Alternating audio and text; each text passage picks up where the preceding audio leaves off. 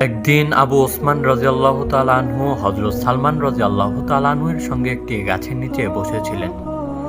হঠাৎ তিনি গাছের একটা শুকনা ডাল নাড়ালেন, মুহূর্তে পাতাগুলো পড়তে লাগলো। হযরত সালমান রাদিয়াল্লাহু তাআলা আনহু বললেন, হে আবু ওসমান, তুমি কি জিজ্ঞাসা করবে না কেন আমি এমন করলাম? এরপর হযরত সালমান রাদিয়াল্লাহু তাআলা তাকে নিয়ে গেলেন এক স্মৃতিময় জগতে। নবী করিম সাল্লাল্লাহু আলাইহি ওয়াসাল্লামও সালমান রাদিয়াল্লাহু তাআলা আনহুর সামনে একবার এরকম করেছিল এবং তিনি বললেন, তুমি কি জানতে চাও না কেন আমি এমন করলাম?